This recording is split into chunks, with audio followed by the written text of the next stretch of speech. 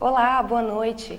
Estamos começando mais um programa Educação e Debate aqui no canal 16. O programa Educação e Debate é uma parceria entre o Centro Municipal de Professores e a TV Câmara de Passo Fundo e trata de assuntos relevantes para a comunidade, em especial para o magistério municipal. E em tempos que se discute intolerância religiosa e que se presencia o crescimento de representações religiosas ocupando espaços políticos, é natural que surjam alguns questionamentos acerca do ensino religioso nas salas de aula. Será que ele está realmente auxiliando os estudantes na formação humana? Então, para conversar sobre isso, na noite de hoje a gente recebe o nosso amigo o professor Ney Alberto Pis. Boa noite, professor. Boa noite, prazer novamente estar nesta bancada. E também a professora Maria Inês Busato. Boa noite, professora. Boa noite, é um prazer poder colaborar com este debate. O professor Ney já esteve aqui presente, então ele já é o conhecido dos nossos telespectadores. Mas conta um pouco da sua trajetória para a gente, como que começou o seu caminho na docência? Bem, eu sou professora estadual, graduada em Belas Artes, né? Uhum. E também pós-graduada em folclore e metodologia do ensino religioso. Então, trabalhei sempre em escolas estaduais e terminei a minha carreira na 7ª CRE, coordenando o ensino religioso. Uhum. Falando sobre o ensino religioso, como que é essa questão do ensino religioso nas escolas? É uma disciplina obrigatória? Professor Ney, não é uma disciplina obrigatória? Como que é definida essa questão? Bom, a lei que introduz o ensino religioso na formação dos nossos crianças, adolescentes e jovens, concebe ela como uma área de conhecimento. Uhum. Então, ela é de matrícula facultativa, né, sendo obrigação da escola oferecer aos alunos a disciplina de ensino religioso, pelo menos no ensino fundamental. Isso está muito mais bem fundamentado. Uhum. Não é isso, professora? Sim, vou ler rapidinho só um pedacinho da lei para ficar bem mais, né? Uhum. Que a LDB diz isso. O ensino religioso de matrícula facultativa é parte integrante da formação básica do cidadão, constitui disciplina dos horários normais das escolas públicas de ensino fundamental, assegurando o respeito à diversidade cultural e religiosa do Brasil, vedadas quaisquer formas de proselitismo. Então, no ensino fundamental é obrigatório o ensino religioso em todo o país, né? Mas o Rio Grande do Sul também tem uma legislação que torna obrigatório no ensino médio também o ensino religioso. E quem que define o conteúdo que vai ser trabalhado? Como que se preparam essas aulas? Bem, aí é que entra as entidades que auxiliam o ensino religioso. Então, nós temos o FONAPER, uhum, né? O FONAPER, que é o Fórum Nacional Permanente do Ensino Religioso, uhum, é uma entidade nacional. Depois temos o CONER-RS, Conselho do Ensino Religioso no Rio Grande do Sul, e temos em cada coordenadoria estadual de educação, nós temos o CONER da coordenadoria, que atua na região da coordenadoria. Então, essas entidades auxiliam o ensino religioso. E nessa construção do FONAPER, inclusive quando foram organizados os conteúdos, e foi quando foi organizado este documento, os parâmetros curriculares nacionais. Aqui tem todas as orientações, inclusive o currículo, o conteúdo, né, para todo o país, uhum, do ensino religioso, construído depois dessa lei, desse novo paradigma, que é do ano de 97, né? E que foi a última legislação que foi construída.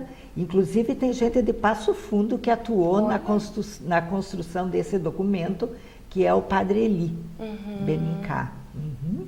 Pelo ITEPA, né? Sim. O ITEPA é uma entidade que também muito auxiliou o ensino religioso nessas questões de formação, com a pós-graduação, a especialização em metodologia do ensino religioso, e também foram construídos, além deste documento, outros documentos aqui no Estado. O Estado do Rio Grande do Sul são documentos construídos pelo Estado, mas que devem ser trabalhados por todas as escolas, porque são os únicos documentos que tem. Então, temos o referencial curricular, tem o plano de estudos do CONER, RS, tem para a formação dos professores, tem para a escola normal, e também o município de Passo Fundo é pioneiro, se baseando, porque teve uma época de ouro do ensino religioso, que Passo Fundo era referência no Estado na questão do ensino religioso. Quando a gente ia para a Secretaria de Educação, o pessoal se informava, queria saber aqueles encontros que nós fazíamos anualmente, que eram feitos anualmente, vinha pessoas de todo o Estado, né, pela referência que era Passo Fundo. Então, a SME de Passo Fundo, na época que a professora Liane agora me escapou. A professora Liane foi coordenadora do ensino religioso na SME, foi construído o referencial curricular do município. Então, o município de Passo Fundo também é referência, que depois até nos encontros em Porto Alegre, um documento próprio, a gente levava e outros municípios se basearam nesse documento. Então, veja, o currículo é só o professor ou a escola querer assumir essa questão do ensino religioso, porque tem base... Baseado nesses referenciais. Nesses referenciais, nesses documentos, e principalmente na boa vontade da escola, né? Em querer que aconteça esse ensino religioso, querer que o professor tenha formação para poder atuar de forma certa, de forma correta dentro né, desse paradigma e dessa legislação. Professor Ney, no município, assim, é possível ver alguma dificuldade para aplicar esses documentos, essas diretrizes do ensino religioso? Você percebe uma dificuldade?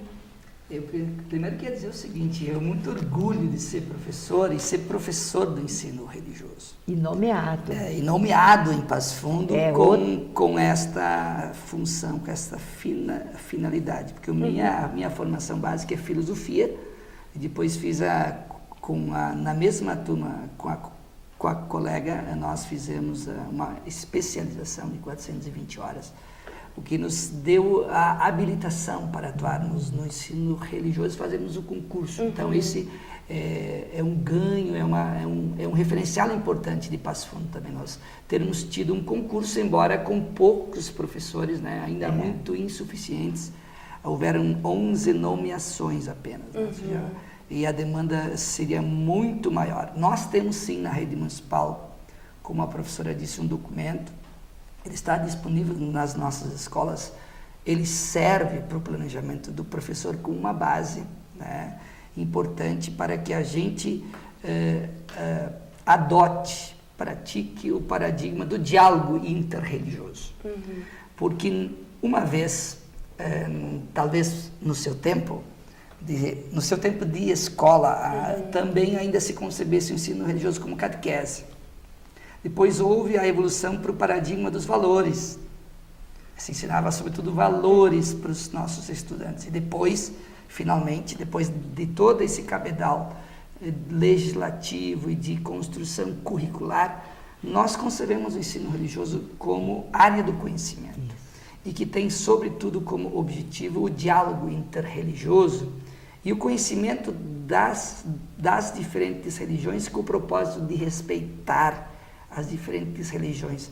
Nós entendemos e nós compreendemos, sobretudo no curso de especialização, que a gente não respeita quando a gente não conhece. Então, o que os nossos alunos da rede municipal, quando têm professores preparados, habilitados, encontram nesta disciplina? Eles encontram diferentes conhecimentos das diferentes tradições e religiões, não com o propósito de discutir sua fé, nem sua religião, mas com o propósito de conhecimento, para que possam respeitar as diferentes religiões e para que definitivamente a religião não seja motivo de briga, motivo de discussão e motivo de guerra, como ainda infelizmente é no mundo e é no nosso país. Nós ainda temos muitos problemas de discriminação, de preconceito por desconhecimento, né, em função das diferentes religiões. Eu tenho pessoalmente a convicção de que o papel do ensino religioso é apresentar aos alunos, ao professor, à escola, a reflexão sobre a espiritualidade. Porque a fé é uma questão pessoal, íntima, na relação com o transcendente, que os cristãos chamam de Deus. A religião é uma comunidade de fé, onde a gente se diz seguidor, então cada um tem a sua, tem a liberdade de escolher a sua religião. Agora, a espiritualidade é um conceito um pouco mais amplo. A espiritualidade trabalha 4 dimensões: o cuidado consigo mesmo, o cuidado com os outros, o cuidado com a natureza e o cuidado com o transcendente. Então, acho que o papel do ensino religioso no contexto atual, nesse momento que você disse antes, de afirmação de novos fundamentalismos, de visões mais estreitas da vida, da política, da religião, por que não? Eu penso que a importância do ensino religioso na escola hoje, para além da formação humana, é a educação para a vivência da espiritualidade. Penso eu. Concorda, prof? Plenamente. O Brasil, assim, é um estado laico, né? Mas nem por isso ele é um estado ateu. Existe uma diversidade gigantesca de religiões no nosso país. Como se faz para trabalhar essa diversidade em sala de aula? E qual a importância de trabalhar essa diversidade? Pois é. Olha, eu vou só contar rapidinho a minha experiência, porque antes de coordenar o ensino religioso na 7ª CREA, eu era professora de sala de aula. E quando eu assim fui atender o ensino religioso, porque a professora de ensino religioso se aposentou, e como que eu recebi, assim, ela simplesmente me passou os livros de catequese da Igreja Católica que ela trabalhava, e eu comecei trabalhando aqueles livros de catequese. Mas aí já se faziam reuniões através do GAER, que é o Grupo de Apoio ao Ensino Religioso, faziam reuniões mensais para orientar os professores dentro dessa questão. Era na catedral, era através da Igreja Católica, mas era para orientar o ensino religioso de acordo com a legislação. E aí eu comecei a tomar conhecimento das questões do ensino religioso, comecei a estudar mais, né? E aí se trabalhava muito valores e catequese e assim por diante. Aí eu comecei a mudar o meu trabalho dentro da sala de aula, comecei a aprender e a fazer a mudança. Então, quando eu comecei para ver como se discriminava e como tinha problema da questão de aceitação da religiosidade de um e de outro dentro da sala de aula. Então, você perguntava, no início do ano, na metade do ano, fazia um levantamento para saber de cada religião de cada aluno na sala de aula, que eu tinha que saber qual era o público que eu tinha na minha mão. E aí a maioria dizia que era católico, ou só evangélico, era o que aparecia. Quando a gente começou a trabalhar o ensino religioso de acordo com o último paradigma, começou a se estudar as diversas denominações religiosas e começou a se trabalhar a questão do respeito e a valorização de cada uma. Começou, quando se perguntava para o aluno qual era a religião dele, começou a aparecer: eu sou espírita, eu sou budista, e assim por diante. Então, eles começaram a criar coragem, se sentir à vontade e valorizados para expor, porque assim, ó, eles acabam com aquele sistema antigo, eles aprendiam era a mentir dentro da sala de aula, porque a família de repente tinha um início lá na Igreja Católica, mas depois mudou, foi para espiritismo, foi para outra evangélica. Bem, eles não sabiam nem o nome da igreja evangélica, mas qual evangélica? Sim. Então a identidade deles estava muito prejudicada por todas essas questões. E através desse ensino religioso, tudo isso começou a mudar dentro da sala de aula. E eles sentiam um orgulho de dizer quem eles eram, porque eles eram respeitados e valorizados.